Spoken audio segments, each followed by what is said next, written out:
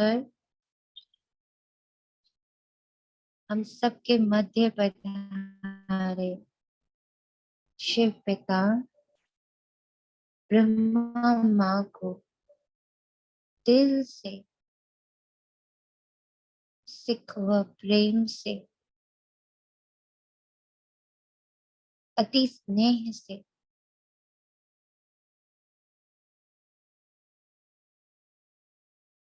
अपने हृदय के उद्गार से स्वागत करते हैं। महसूस करते हैं कि वो हमारे बीच में है।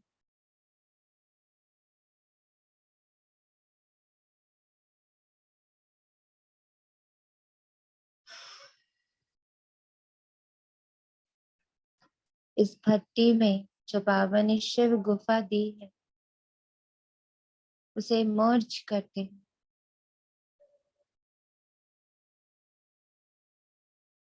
अपने आप को पूरी तरह लॉक करते हैं, देह से, दुनिया से, कर्मेंद्रियों से,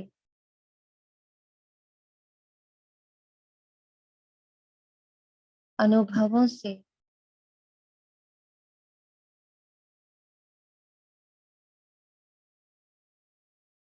वो सूक्ष्म शरीर जो मेरे अनुभव, मेरी इच्छा,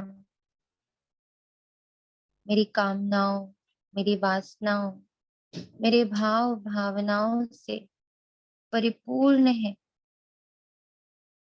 उस देह का त्याग करते हैं।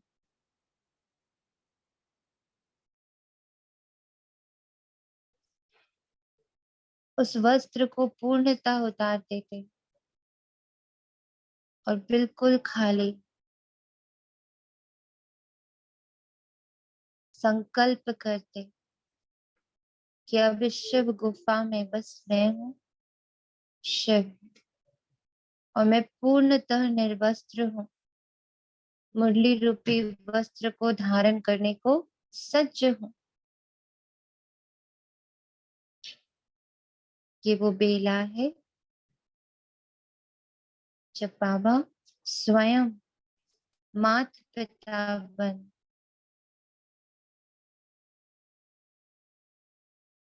हमें स्वच्छ करता और हमें मुरली रूपी वस्त्र धारण कराता।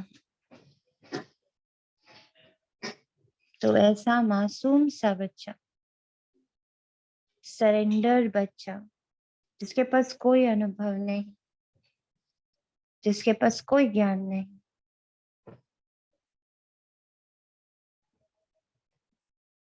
ऐसे अपने आप को पूर्णतः खाली कर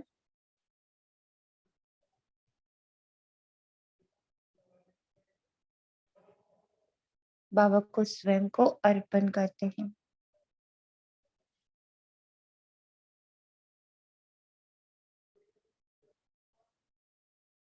और डायरेक्ट शिव बाबा से स्वयं को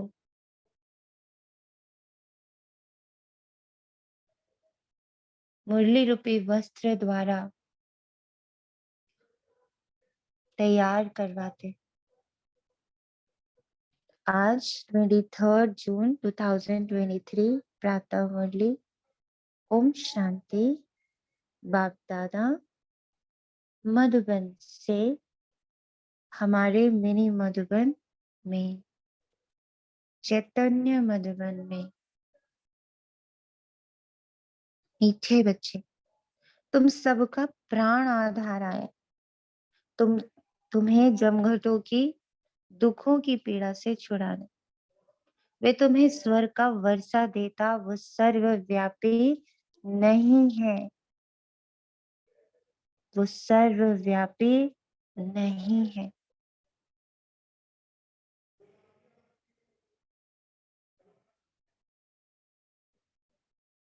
पर उसकी ऊर्जा इस पूरे यूनिवर्स में व्याप्त है। वो प्राण है इस यूनिवर्स का। जिसे आत्मा शरीर को धारण करती तो शरीर चलायमान होता है, शरीर में प्राण आते। वैसे इस पूरे यूनिवर्स का प्राण कौन है? उसको ऊर्जा देने वाला कौन है? उसको सांसें देने वाला कौन है? उसे जीवन देने वाला कौन? स्वयं परमात्मा।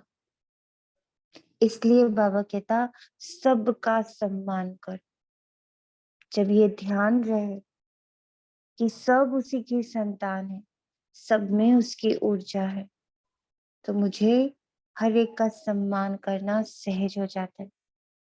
तो ये बुद्धि में बिठाना कि वो सर्वव्यापी नहीं है, पर वो प्राण आधार है।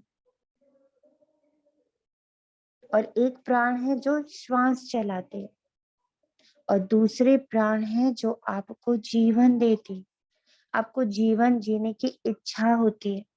आपके पास कोई लक्ष्य होता है, आपके पास उमंग होता है, आपके पास उत्साह होता है, आपके पास कुछ करने को होता है। तो बाबा वो लक्ष्य, वो जीवन देने आए, वो आधार बन के आया कि तुम्हारा जीवन साधारण नहीं है। तो कोई साधारण जीवन नहीं जी रहे हो। तुम्हारे द्वारा क्या हो रहा? क्या हो रहा तुम्हारे द्वारा? 21 जन्म 21 कुल और 21 जन्म भारतवासियों का उद्धार। उद्धार हो रहा है, तुम्हारे द्वारा उद्धार हो रहा है। तो वो प्राण, वो आधार देने आया कि तुम्हारे जीवन का ये आधार है। अब तुम्हारा जीवन कलयुगी जीवन, शूद्रों का जीवन, कर्म भोग का जीवन नहीं है कि बस खाली कर्म कर रहे, उसको चुकतू कर रहे, नहीं। वो समय पार। अब हमारा जीवन ईश्वरीय जीवन है, ईश्वरीय कार्य के लिए तैयार हुआ है, इस विश्व को स्वर्ग बनाने को। तभी बाबा ने कहा वो तुम्हें स्वर्ग का वर्षा देता है।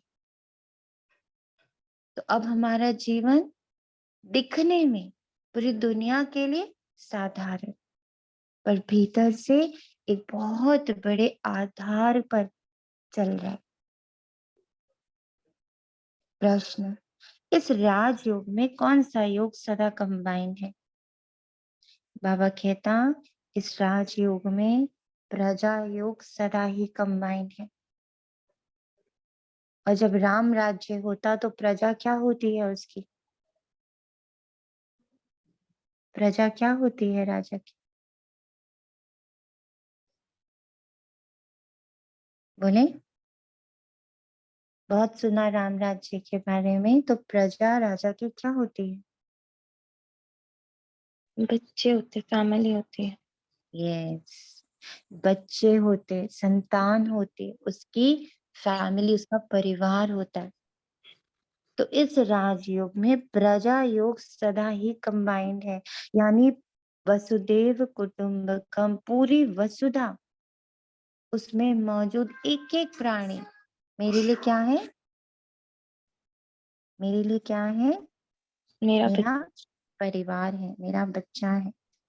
क्योंकि राजा रानी के साथ साथ प्रजा भी चाहिए। अगर सब राजा बन जाए तो किस पर राज्य करेंगे? सब कहते हैं हम महाराजा महारानी बनेंगे।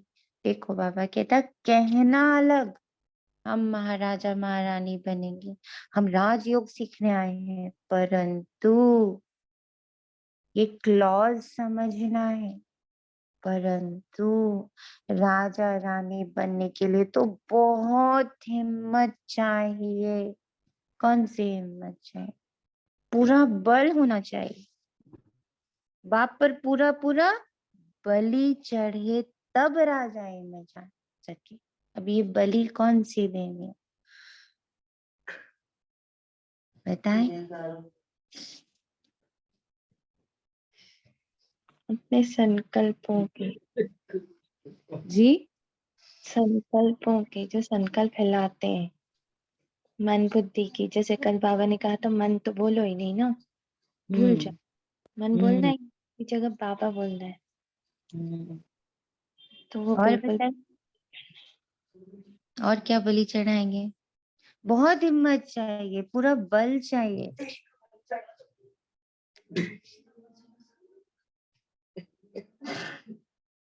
बताइए, बाकी सारे बच्चे गुड मॉर्निंग। राजा रानी बनने के लिए बहुत त्याग होना चाहिए हमारे अंदर। हर चीज का त्याग होगा तभी राजा रानी बन सकते हैं। घर का भी अगर मुखिया बना तो कितना त्याग करना पड़ता है, अगर घर का भी बड़ा बनना, हर चीज को देखना पड़ता है। तो राजा रानी बनना है तो बहुत हर चीज में रहम त्याग सब होना चाहिए हमारे अंदर। तो बाबा उसमें उसको एक लाइन में कहता, जो स्वराज्य अधिकारी होगा वही विश्व राज्य अधिकारी होगा। मन जीत जगत जीत। तो पहले अपना फुल कंट्रोल, जो कल बाबा ने हमें एहसास करा कि मैं रावण राज्य वाला मन उसके अनुसार नहीं चलूंगी। उस शरीर का पूर्णतः परित्याग, जिसमें इच्छाएं हैं, कामनाएं हैं, बहुत वासना है, बहुत सारे भाव हैं, बहुत सारी भावनाएं, बहुत सारे अनुभव हैं, बहुत सारे संबंधों का उसके अंदर लेप शेप है, बहुत सारे धागे हैं और उनसे सुख मिलता है। कल बाबा ने कहा ना कि सुख मिलता है, पर वो कैसा होता है? क्षणिक।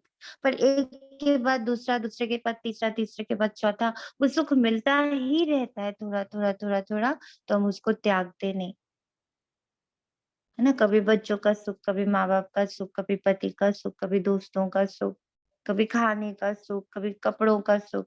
वो सुख थोड़ा थोड़ा थोड़ा थोड़ा चेंज हो गया, एक हटा के दूसरा, दूसरे ने दुख दिया तीसरा, हम जंप मारते रहते हैं।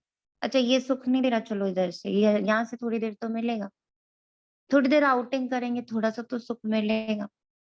तो हम यहाँ के सुखों में जंप मारते रहते, तो हम उस परम सुख को कभी छू भी नहीं पाते, उसकी तरफ जा भी नहीं पाते।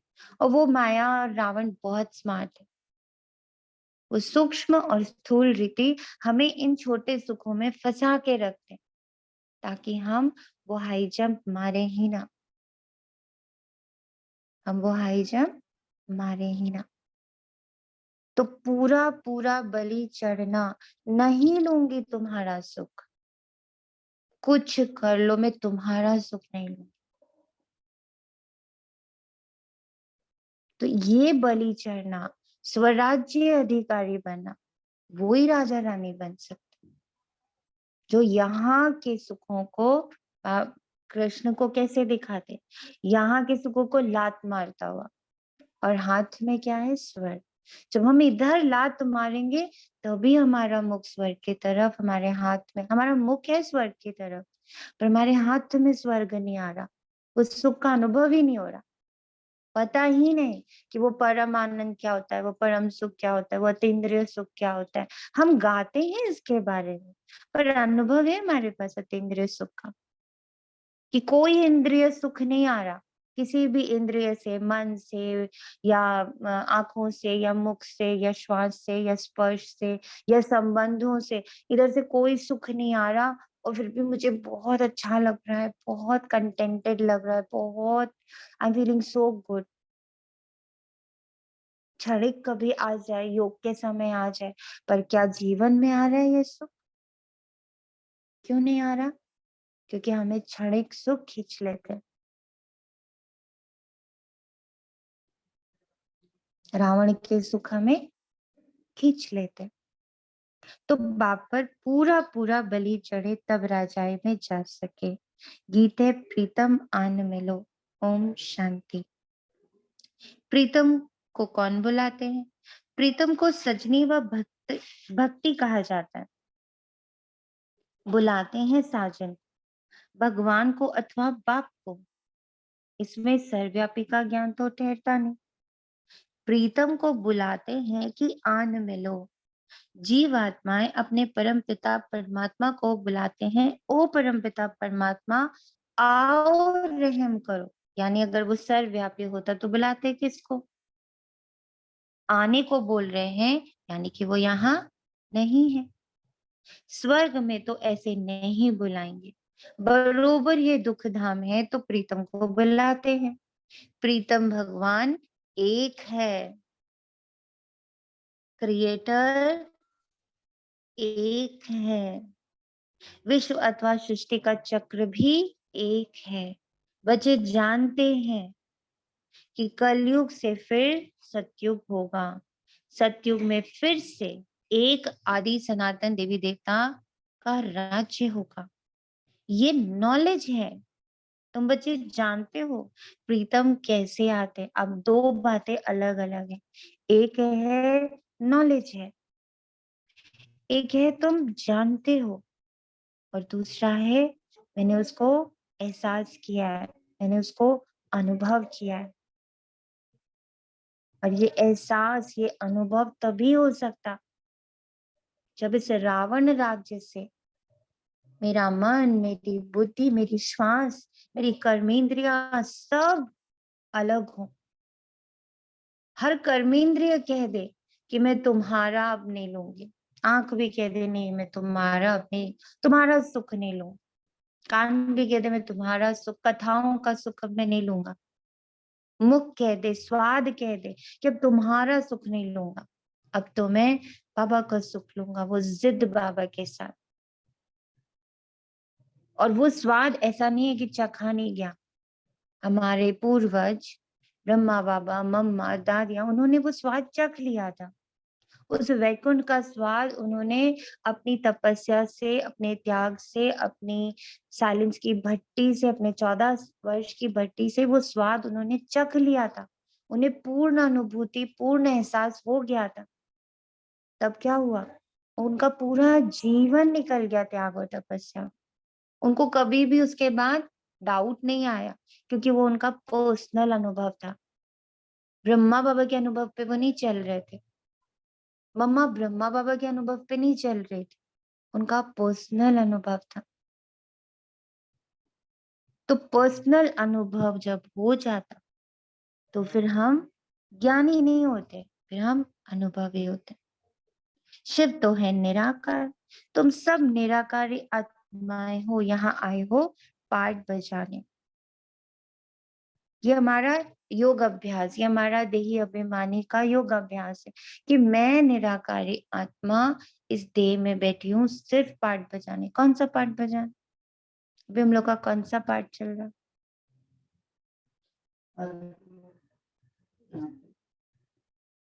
कौन सा पाठ चल रहा है?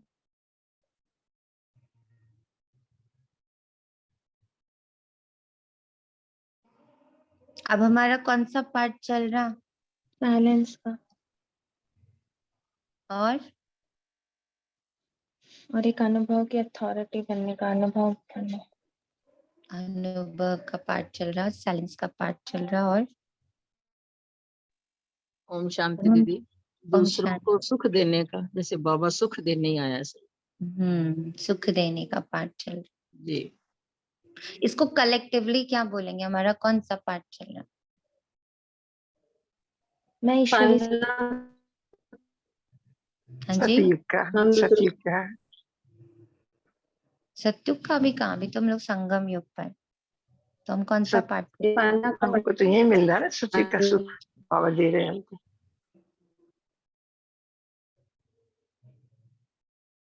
इस वक्त हमारा ईश्वरीय संतान होने का पाठ चल रहा है।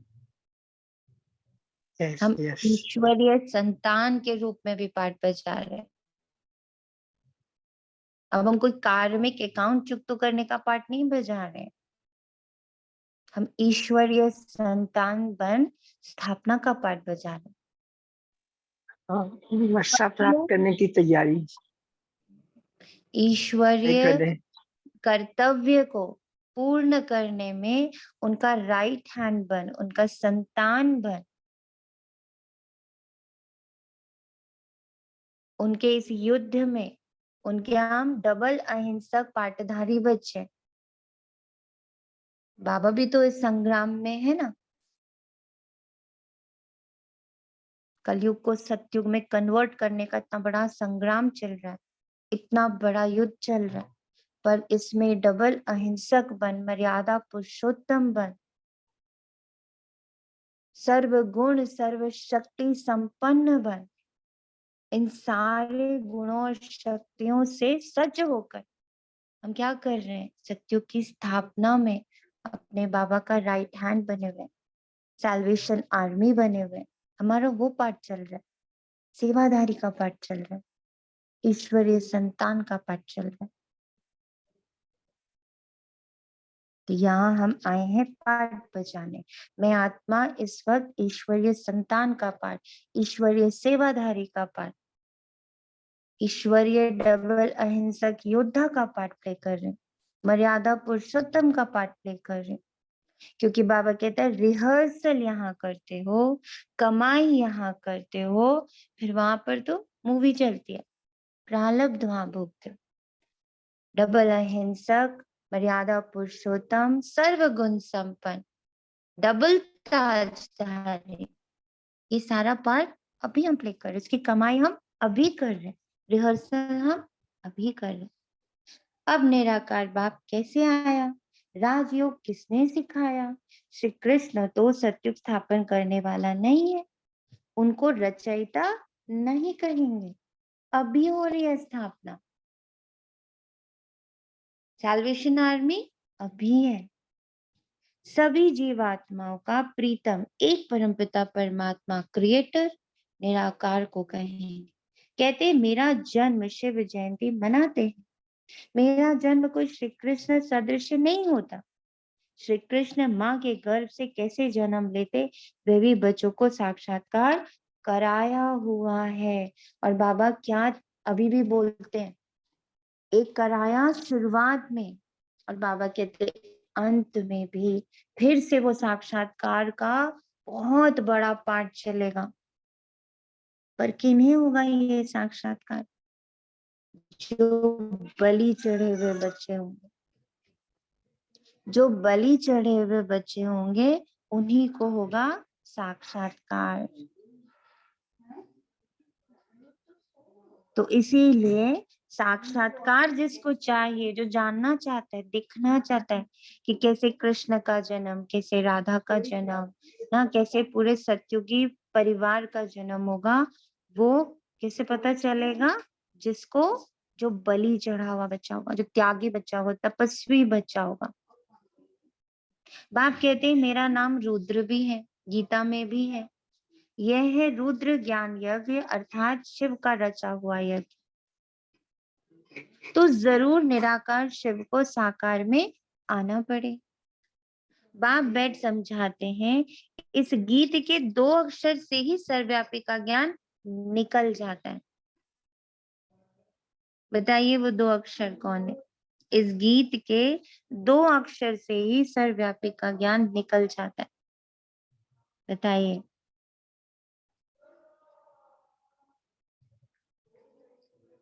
कौन से वो 2 अक्षर है?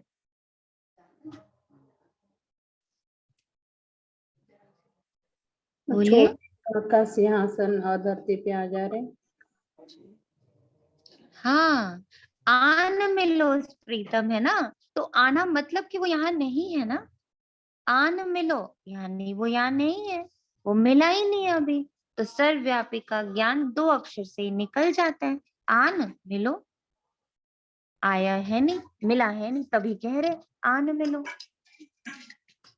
प्रीतम को श्री कृष्ण नहीं कहेंगे, कहते ही है ओ गॉड फादर, ओ प्राण आधार, क्योंकि ये सबका प्राण आधार है। पूरे विश्व को ऊर्जा देने वाला एक एक, चाहे वो जीव हो, जंतु हो, प्रकृति हो, सब में जान कौन डाल रहा है? जान डालने वाला तो ईश्वर है ना, शिव बाबा है ना। वही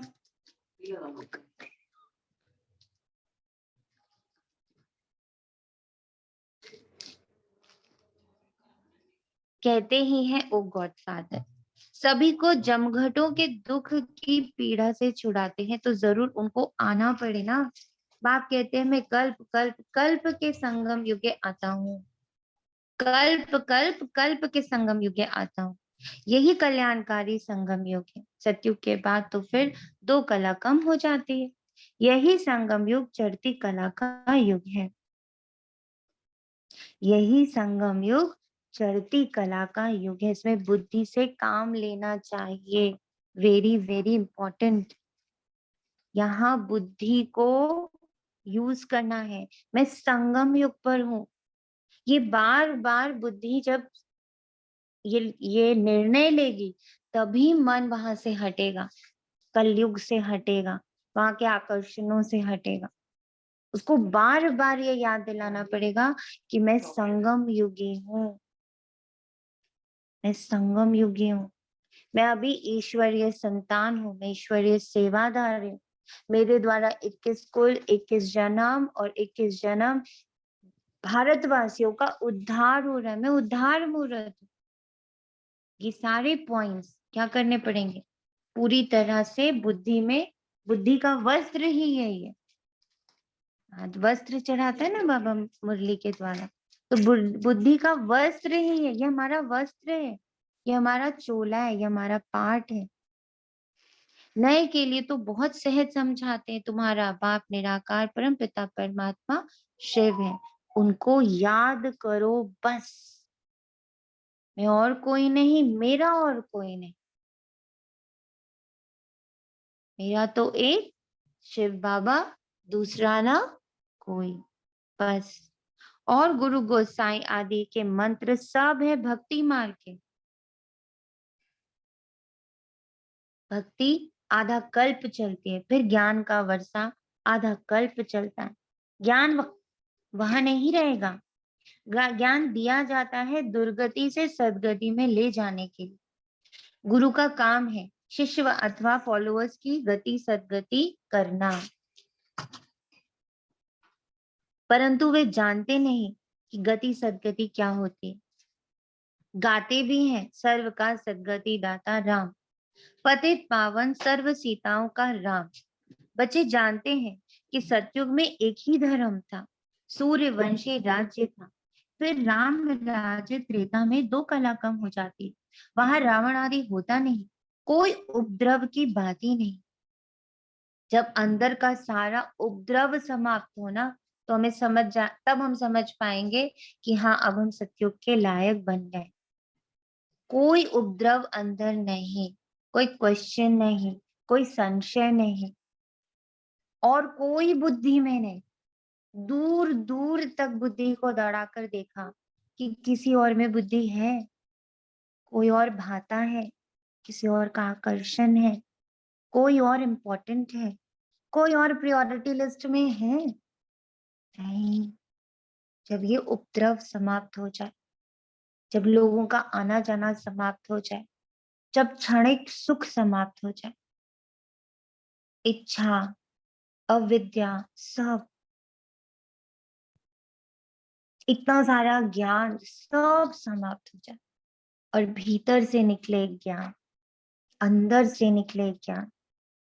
बहुत सारा सुना, सबके अनुभव, सबका सब कुछ बहुत ले लिया, बहुत ले लिया, अब बस, अब मेरा अनुभव, मेरी प्राप्ति, मेरी महसूसता। जब सारा उपद्रव समाप्त, जब मुझे कोई लॉजिक नहीं चाहिए, मुझे कोई प्रमाण नहीं चाहिए, वो सारा उपद्रव समाप्त, यानी सतयुग तैयार, सत्य तक पहुंच गए। एक बहुत अच्छी लाइन जब हम लोग योग करते थे, उसमें बोलते थे, देखते देखते देखते देखते देखते देखते सत्य प्रकटता जाए। तुम देखो बस, अगर ड्रामा को, इस पूरे प्रपंच को तुम देखते जाओ, जो रावण ने, माया ने मन को वशीभूत करके, प्रकृति को वशीभूत करके हमारे लिए इतना बड़ा ड्रामा बना दिया, जिसमें हम फंस गए, हम खिलाड़ी बन गए। अब खिलाड़ी छोड़ के जब हम क्या बन जा रहे हैं? स्पेक्टेटर बन जा रहे हैं, हम ऑडियंस बन जा रहे हैं, अपने ही खेल के हम ऑडियंस बनते जा रहे हैं, तो हमें समझ आ जाएगा लंका बाहर भी नहीं है, उपद्रव बाहर नहीं, उपद्रव भीतर है। और ये सब बनाया हुआ है, जब बाबा कहते हैं ना माया का पंप है, तो जब वो उपद्रव खत्म, पूरा सत्य मेरे सामने प्रकट, फिर मुझे किसी भी ज्ञान की जरूरत नहीं। बाबा कहते हैं ना सतयुग में ज्ञान की जरूरत नहीं है, क्योंकि सत्य में जी रहे, आत्माभिमानी होकर जी रहे, देह अभिमानी नहीं। तो ये जर्नी है, इस सारी दुनिया लंका यह सारी दुनिया लंका है, रावण का राज्य है। इस समय सब मनुष्य बंदर से बदतर हैं, क्योंकि सभी में 5 विकार प्रवेश है।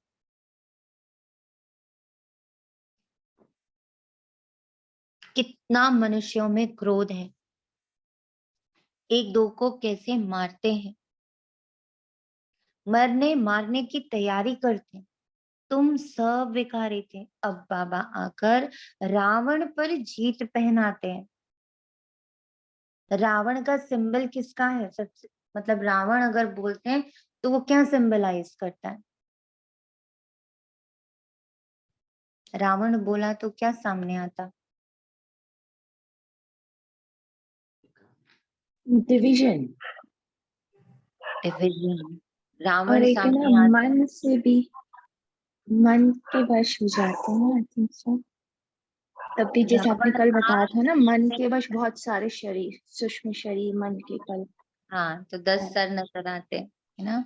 यानी कि, और 10 सर एक्चुअली उसके नहीं दिखाते, उसके दिखाते हैं आप एक सर काटो फिर एक और आ जाता है, जितना काटो उतने सर आ जाते, बार बार आ जाते। तो वो अहंकार का प्रतीक है। उसके 10 सर बने ही अहंकार से। तो मूल जो है ना, रावण मतलब अहंकार, और बाप हमें उस रावण से यानी अहंकार पर जीत पहनाते। सूक्ष्म से सूक्ष्म अहंकार, अच्छा बनने का अहंकार, ब्राह्मण होने का अहंकार, इतना सूक्ष्म है अहंकार।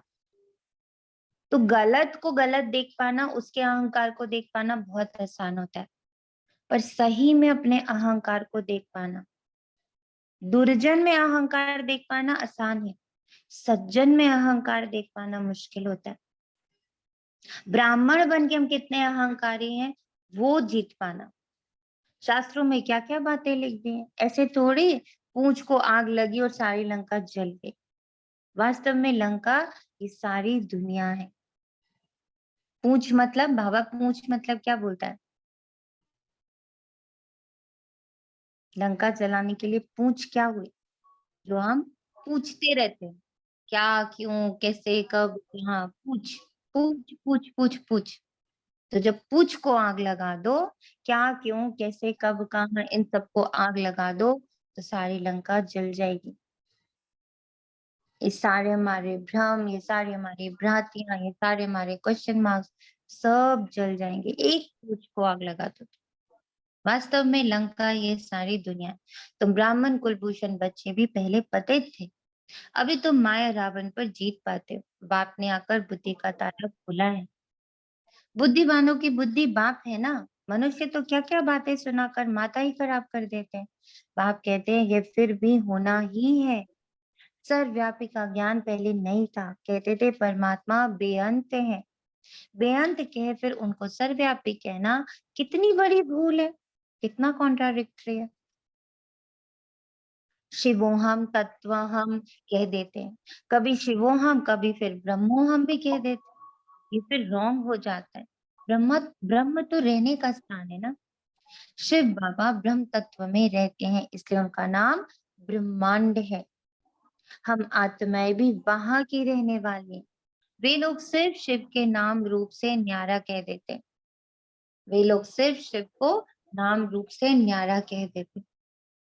अब ये हमारे बुद्धि के लिए भोजन है, ये आहार मिला है हमें कि हम कहाँ के रहवासी, हमारे पिता कहाँ के रहवासी। ब्रह्मांड में कौन रहता है? अंडे में से आत्माएं रहती हैं, परमात्मा रहता है, और नीचे है साकार वतन, और इन दोनों को जोड़ने वाला है बीच में सूक्ष्म वतन।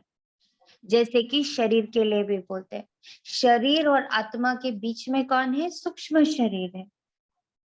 सूक्ष्म शरीर यानी जो हमारे संस्कारों से, हमारे आदतों से, हमारे कर्मों से बना हुआ है। हम वही कर्म लेकर, वही सूक्ष्म शरीर लेकर दूसरे शरीर में जाते। तो ऐसे ही परम धाम और साकार वतन के बीच को की जो कड़ी है वो है सूक्ष्म वतन। इसलिए बाबा कहते हैं जो भीतर है वही बाहर है।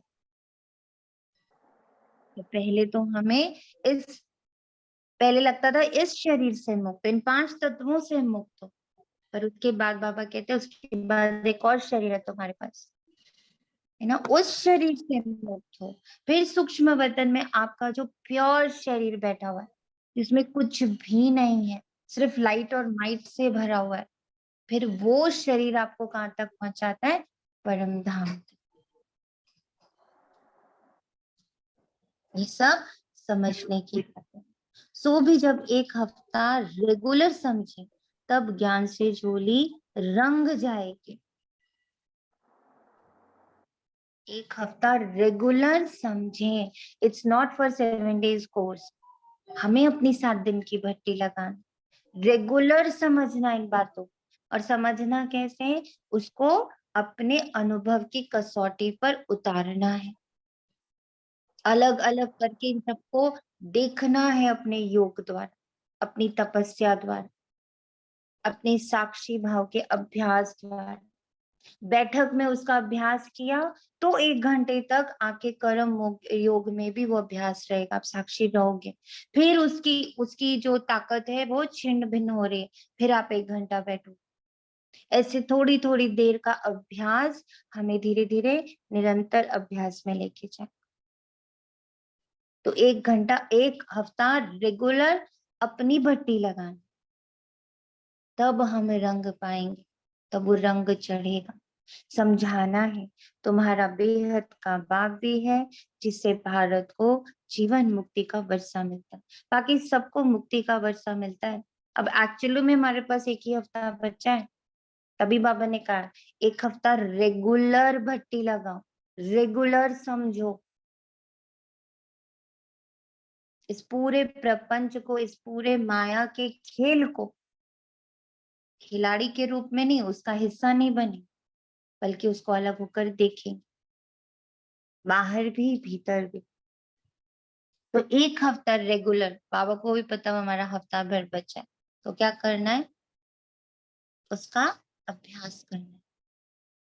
बाकी सबको मुक्ति का वर्षा मिलता है। बाप कहते बच्चे अभी नाटक पूरा हुआ, तुम्हारे 84 जन्म पूरे हैं, इतना समय पाठ बजाया, फिर वापस जाना है। बाप आकर हमारे लिए राजधानी स्थापन करते हैं, तो जरूर संगम पर स्थापन हो, तब तो सतयुग में तुम वर्षा लो। तुमको कितना अच्छा कर्म सिखलाते हैं। लक्ष्मी नारायण ने क्या किया जो ऐसे उच्च बने? लक्ष्मी नारायण ने ऐसा क्या किया जो ऐसे उच्च बने? बताइए, क्या किया?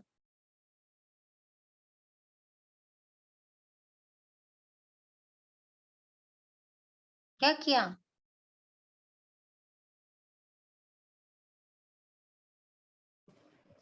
बाप पर बलिहार गए थे, श्रीमत पे चले। बलिदान थे, यस, बलि चढ़ा दी अपनी। हर एक बाबा ने कहा हमने किया, अपने आप को इच्छा मात्रम अविद्या तक लेकर गए। मम्मा की तो आंखें ही इतनी अंतर्मुखी हो गई कि वो जितनी देर मुरली, उसके बाद उनकी आंखें पलट जाती। वो कभी भी, अगर उनका हम लोग सुनते भी हैं उनके अनुभवों से, कि अगर वो किसी ट्रैवलिंग में भी है तो वो आसपास की दुनिया बिल्कुल नहीं दिखती थी। अभी हम कितना एंजॉय करते हैं ना प्रकृति को, वाह कितने सुंदर पेड़, कितने सुंदर पौधे, कितना सुंदर मौसम, कितनी सुंदर सुंदर बिल्डिंग, कितना कुछ सुंदर सुंदर बाहर है। दीदी हम एक वर्ड मुरली में कई बार आता है ना, सर्वंश त्यागी, तो वो मम्मा बाबा शायद सर्वंश त्यागी लक्ष्मी नारायण के लिए कह सकते हैं जी। तो हमें एक एक स्टेप समझना है अपने माता पिता से, कि उन्होंने ये पद कैसे लिया। अभी तुम जानते हो, बाबा राजयोग सिखलाते हैं, सतयुग में थोड़ी ही सिखलाएंगे, वहां तो है ही लक्ष्मी नारायण का राज। यह है कल्याणकारी संगम युग, इसमें अच्छी रीति पुरुषार्थ करना। बाप कहते हैं ये देह का भान छोड़, अपने को आत्मा निश्चय कर, मुझ बाप को याद करो, अहंकार को त्यागो। छोटे से छोटा अहंकार, देह का भान, देह कौन सा देह? ये खाली 5 तत्वों का देह थोड़ी, और ये तो बेचारा इतना तंग करता भी नहीं जितना हमारा अहंकार हमें तोड़ता है, जितना हमारा अहंकार हमें बांध के रखता है। तो देह का भान छोड़, अपने को आत्मा निश्चय कर मुझ बाप को याद करो। तुम धक्के खाकर थक गए हो। ब्रह्मा मुख वंशावली ब्राह्मण ब्राह्मणिया ही त्रिकालदर्शी बनते बनाने वाला है बाप। स्वदर्शन चक्र भी तुम फिर आते हो। विष्णु कोई त्रिकालदर्शी नहीं है, उन्होंने फिर विष्णु को अलंकार दे दिए। वास्तव में त्रिकालदर्शी तुम ब्राह्मण बनते हो। वर्णों का भी समझाया, चोटी है ब्राह्मण वर्ण। भारतवासी चित्र बनाते, चोटी देते नहीं। ब्राह्मण वर्ण गुम कर दिया। प्रजापिता ब्रह्मा है ना, तो पहले ब्राह्मणों की चोटी होनी चाहिए। अभी तुम मुखवंशावली ब्राह्मण बने हो। अच्छा, अब क्या लगता है ब्राह्मण कैसे गुम हो गए? जो एक्चुअली ये बाबा के ब्राह्मण बच्चे हैं, ये गुम क्यों हो गए? किसकी फोटो नहीं आ पाती है बताइए? किसकी फोटो नहीं आ पाती?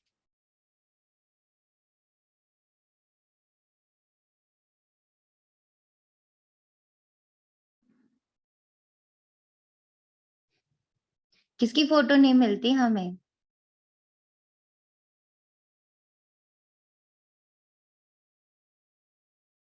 आपके आत्मा दोस्त आत्मा की फोटो नहीं, जो निरअहंकारी हो जाते हैं ना, वो हमेशा हट जाएंगे। भी नहीं, मुझे नहीं फोटो खिंचानी, मुझे नहीं दिखना है, मुझे नहीं। जिसको दिखने का शौक नहीं है उसी की फोटो नहीं होती है।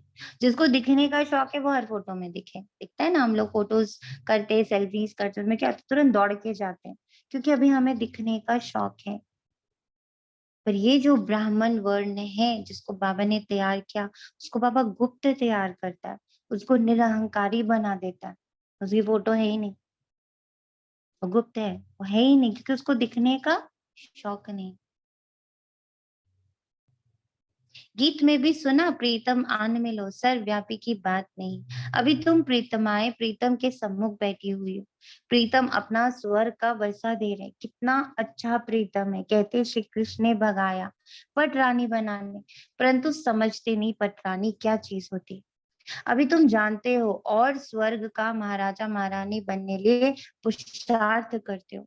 ये राजयोग है, इसमें प्रजा योग कंबाइंड है। सिर्फ राजा रानी थोड़ी ही बनेंगे, सब कहते हैं महाराजा महारानी बनेंगे। हम आए हैं राजयोग सीखने, परंतु सब थोड़ी महाराजा महारानी बनेंगे।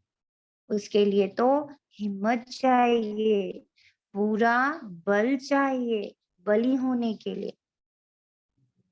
भक्ति मार्ग में जब नौंदा भक्ति करते हैं तब साक्षात्कार होता है। शिव पर बलि चढ़ते हैं, वास्तव में बलि चढ़ना भी यहाँ की बात है। ये भी समझाया है, गीता भागवत रामायण वेद आदि सत्युग त्रेता में होते ही नहीं। ऐसे नहीं परंपरा से ये कोई चले आते, ये तो द्वापर से चले आते, फिर द्वापर में ही बनेंगे। मुसलमानों ने आकर राज्य लिया, मोहम्मद गजनवी ने लूटा, ये सब बातें तुम जान गए। हमने ही पूज्य से पुजारी बन अपना मंदिर बनाया।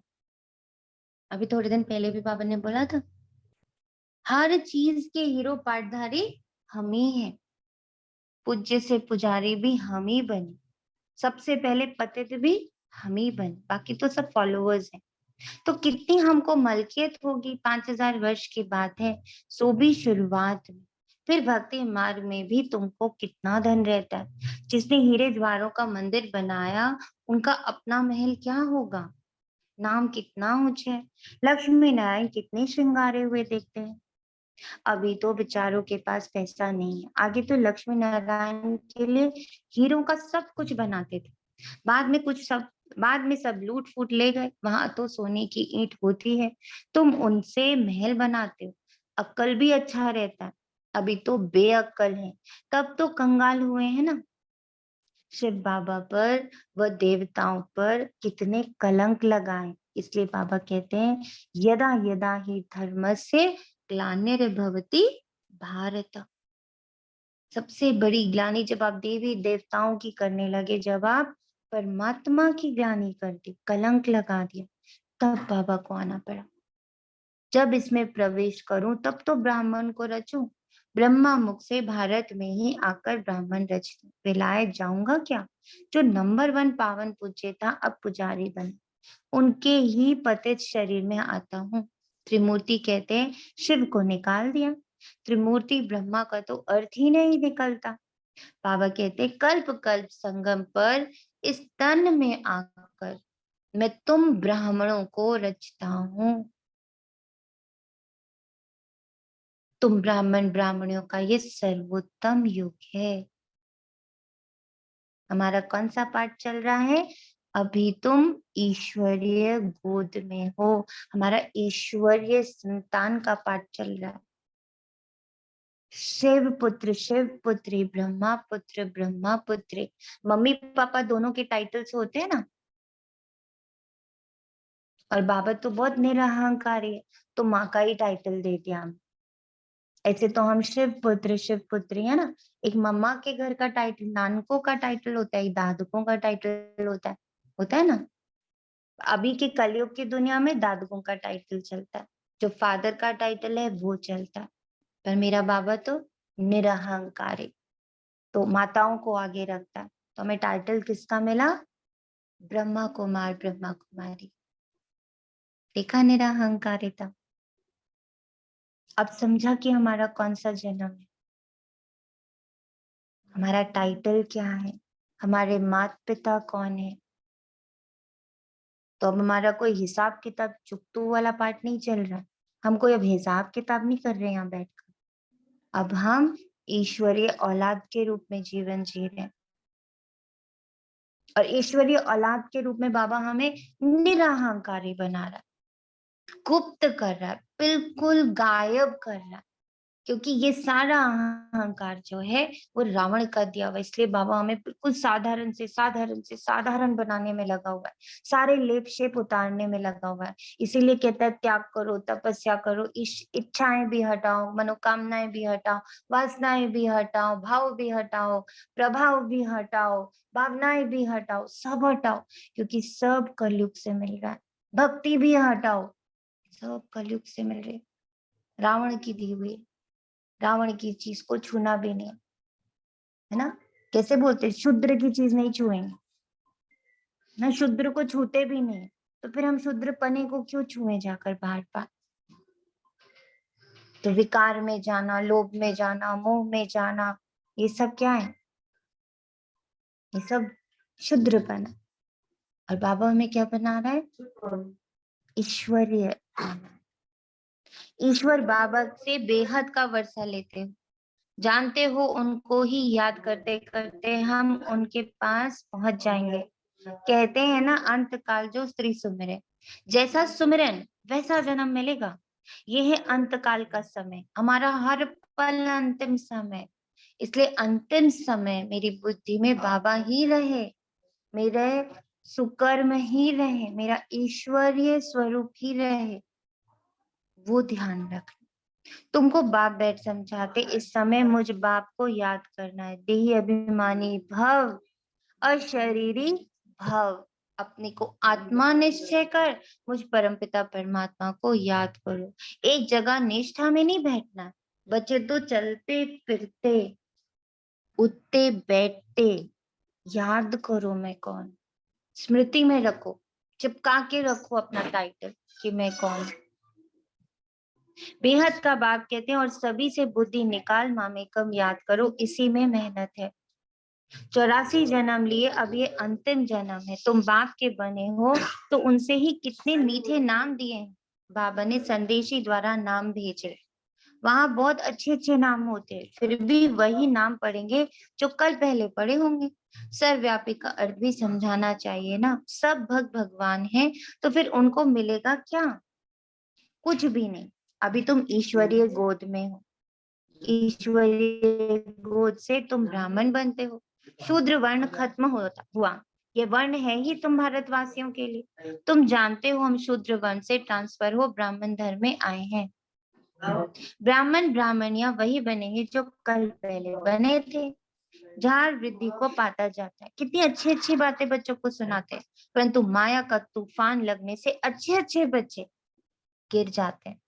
युद्ध तो है ना, तुम सर्वशक्तिवान के बच्चे हो, तो माया भी कम नहीं है। आधा कल्प रावण का राज है, इस समय माया भी जोर से पछाड़ेगी। इसको तूफान कहा जाता है। हनुमान का मिसल है ना, तुमको माया के कितने भी तूफान आए परंतु हिलना नहीं, सदैव हर्षित रहना। जितना रुस्तम बनेंगे उतना माया जोर से वार करेगी, देखेगी लायक है वह नहीं। कहते हैं बाबा हमने तो काला मुंह कर दिया, काला मुंह हुआ बस बुद्धि को ताला लग जाएगा, धारणा होगी नहीं, क्योंकि बाबा को कलंक लगाया ना। सुना कि जरा भी धारणा हमारी कम हो जाएगी अगर हम जरा भी गलत काम करेंगे, जरा भी कलंक लगाएंगे तो हमारी धारणाएं चल नहीं पाएंगे, हम धारणा पर चल ही नहीं पाएंगे। लौकिक बाप भी कहते हैं ना तुम कुल कलंकित हो, बाबा समझाते हैं तुम कभी भी कुल कलंकित नहीं बनना। बाप परम धाम से आए हैं तुमको पढ़ाने।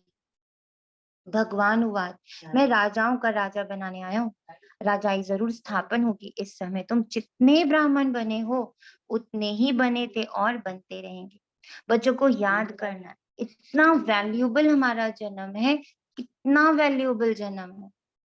कितने थोड़े से ईश्वरीय संतान बनते, उनमें से एक हम हैं, तो हमें उसकी कितनी वैल्यू करनी है, हमें उसकी कितनी मर्यादाओं में रहना है। वो पूरा टाइटल याद रखना जो बनाने बाबा आया है, मर्यादा पुरुषोत्तम, ईश्वरीय संतान, 16 कला संपूर्ण, डबल अहिंसक, सर्वगुण संपन्न, डबल ताजधारी। अभी कौन से डबल ताज है हमारे सिर पर? अभी कौन सा डबल ताज है बताइए, कौन सा डबल ताज है? अभी कौन सा डबल ताज है? ईश्वरीय संतान और डबल ताज ईश्वरीय सेवा। सेवा का। हम लोग के ऊपर जिम्मेदारी है, सेवा की जिम्मेदारी। बच्चों को याद रखना है उस पारलौकिक बाबा का कोई बाप नहीं है, वह है ही सुप्रीम नॉलेजफुल, मनुष्य सृष्टि का बीज रूप चैतन्य, पतित पावन, रहम दिल, नॉलेजफुल, ब्लिसफुल। उन पर कोई ब्लिस करने वाला नहीं है, वे खुद ही बाप टीचर सतगुरु है।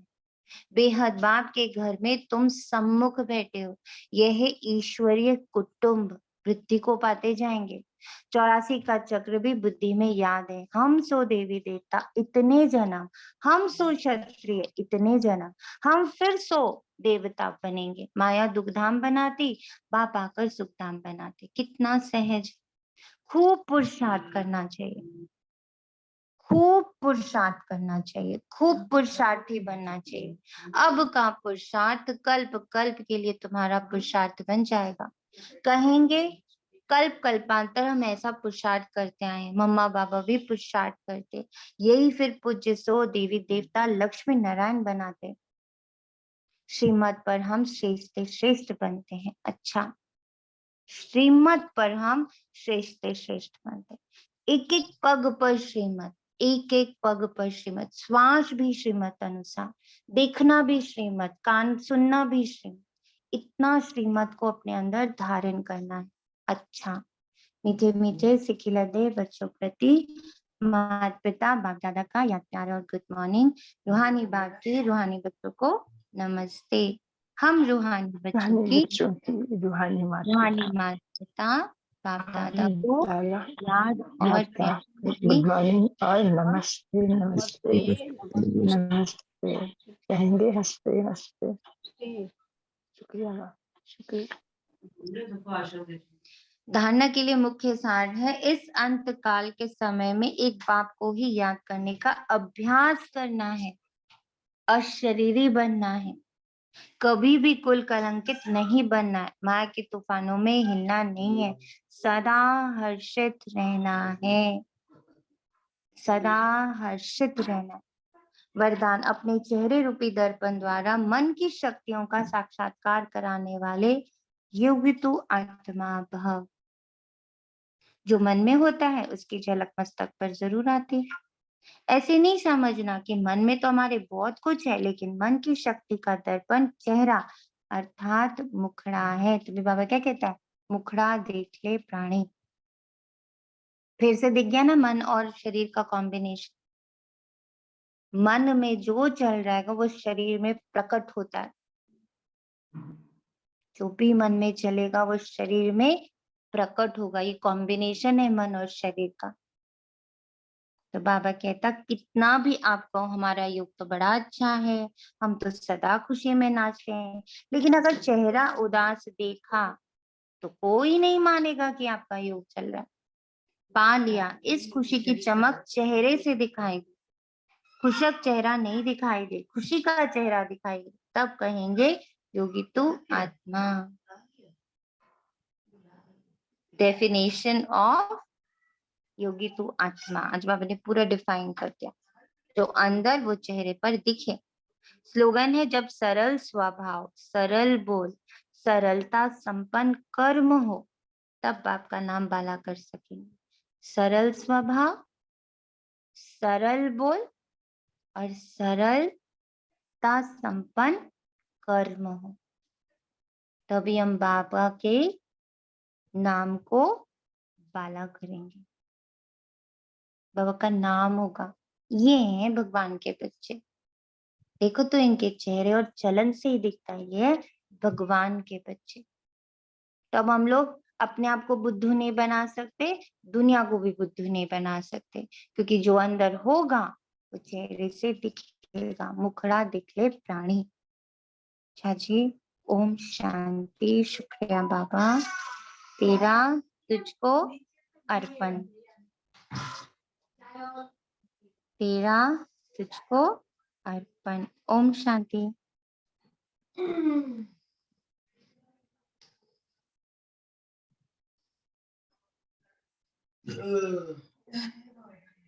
ओम शांति दीदी।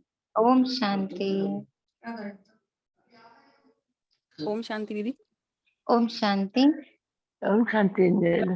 दीदी ओम रावण शांति। में, जैसे ये रावण की दुनिया है ना, तो इसमें ना चारों तरफ से समझना होगा। जैसे आपने उस दिन आनंद की परिभाषा बताई कि भाई वो सुख और दुख से पार होते हैं। अभी तक तो यही था बुद्धि में कि शायद सुख की बेहद अवस्था को ही आनंद कहा जाता है। तो बाय चांस रिकॉर्डिंग बंद कीजिए ना। हाँ, रिकॉर्डिंग भले बंद कर दीजिए। एक सेकेंड।